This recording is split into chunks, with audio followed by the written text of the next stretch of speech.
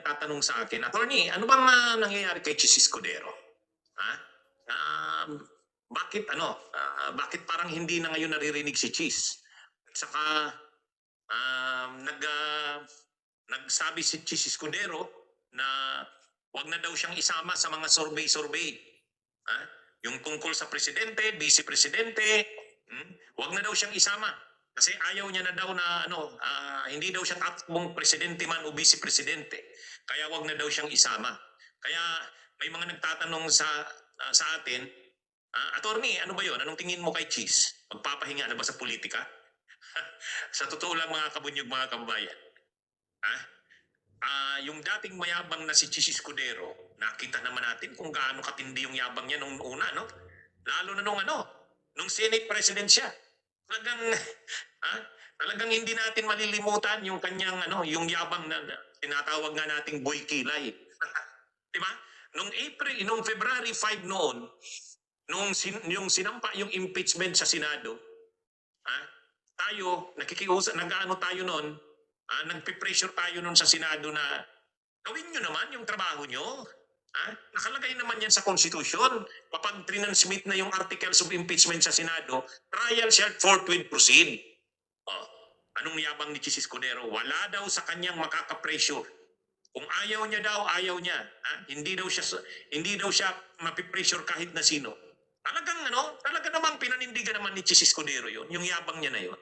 Hanggang sa umabot na ng June, July, mayabang pa rin siya kasi na-elect na naman siya bilang Senate President. Di ba? Noong July 24 ba yun? O July 24 o July 29. Na-elect siya bilang Senate President na naman. At ang kanyang mga kasamahan noon sa Senado, sila ang mga officials ng Senado nang siyang Senate President pro tempore si Jingo Estrada, Majority Floor Leader si Joel Villanueva, Accounts Committee Chairman Rules Committee ba hindi, Accounts Committee Chairman si Alan Peter Cayetano, tapos ang Blue Ribbon Committee Chairman si Marcoleta. Kumbaga talagang namamayagpag sila noon. Namamayagpag sila. Yung yabang ni Chis noon, lalong tumindi dahil na-re-elect siya bilang Senate President.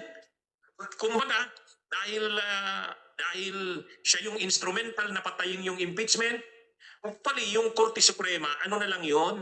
Kumbaga, yan na lang yung pako. Yung pako sa kabaong.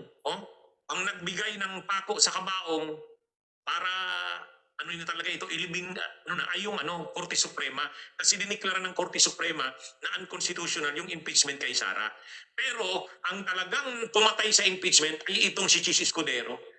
Kasi kung nung pagtatangkap ng Senado, nung Senate President siya noong February 5, kaagad-agad nag-proceed ang trial, matatapos yung trial February, March, April, May, June, sana yun. Kaya lang wala talagang mayabang si Chis doon. Pinanindigan niya talaga, hindi magpo-proceed ang trial. Ay syempre karamihan ng mga senador, pakampi ni Sara. Kaya tuwang-tuwa sila noon.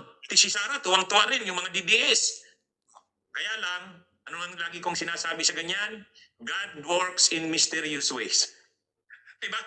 God works in mysterious ways. Biglang pumutok yung mga anomalya sa flood control. Tapos ang sangkot pala sa anomalya sa flood control si Chis, si Jinggoy, si Joel Villanueva, yun. Ay yan pa namang mga yan, si Chis, si Jinggoy, si Joel Villanueva, sila yung top 3. Sila yung top 3 sa Senado. Senate President si Chis Escudero, Senate President pro tempore si Jinggoy, Majority Floor Leader si Joel, yun. Tapos nasangkot sila sa anomalya. Yun, wala na. Napalitan sila. Walang nagawa si Chis Escudero, napalitan. Hindi ko malilimutan yung pitsa ng pagkapalit sa kanila.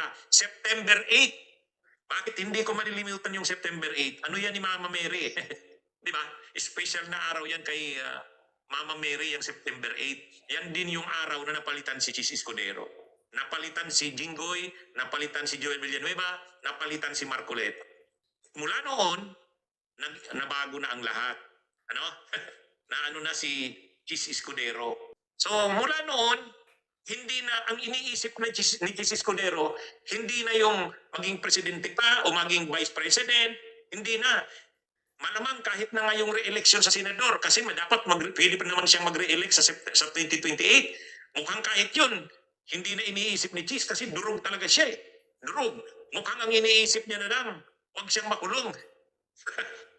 Ha? Parang ang ginagawa na lang ni Chis Escudero, ha? Huwag na, hindi niya na iniisip ang maging presidente, imposible na yan. Ang mag-vice president kay Sara, hindi na rin yan. Pero nung una, sigurado iniisip niya yan. Ha? Kasi kung walang nangyaring itong mga nangyaring ito, ha? Kung hindi natuloy yung impeachment ni Sara, kagagawan niya yon. Di siyempre, puring-puri siya ng kampo ng Duterte, mga DDS. Kung nagtuloy-tuloy yon, wala nang impeachment kay Sara, tuloy na si Sara sa pagtubo sa presidente, itutulak siyang mag-vice presidente. Itutulak siya. At tatanggapin niya yan. Tatanggapin niya yan. Ay kaya lang ang nangyari nga, ayun, nasira siya ng todo. Ngayon, ang ginagawa niya na lang, mukhang ginagawa niya, inaariglo niya na lang, na wag naman siyang makasuhan, wag namang makulong. Kung sino-sino sigurong kinakausap niya ngayon, baka pati Malacanang, pumupunta siya, kinakausap niya, na wag naman siyang makulong. Siyempre, iniisip niya, matutulad siya kay Bong Revilla. Yan, nakita niya si Bong Revilla. Ha? Si Bong Revilla nakadamit ng PDL, yelo. Ha?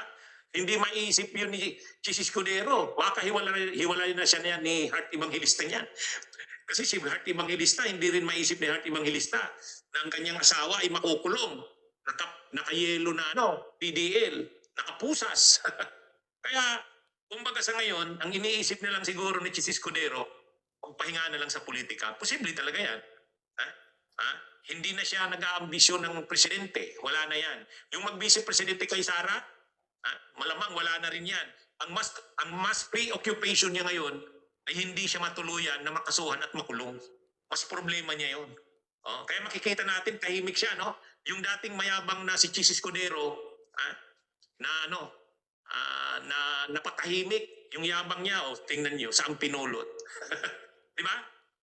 Kaya ngayon, may mga survey sa president, vice president, dati sinasama si Chis. Ngayon, nagsabi na si Chis Escudero, huwag na akong isama dyan. Hindi na ako tatakbo dyan. Ngayon ang tanong, magre-elect kaya siyang senador sa 2028? Kasi pwede pa naman siyang magre-elect. Pwede, pero baka mas ang isipin niya, magpahinga na lang muna sa politika. Muna? Kasi talagang sirang-sira siya eh. Sirang-sira siya.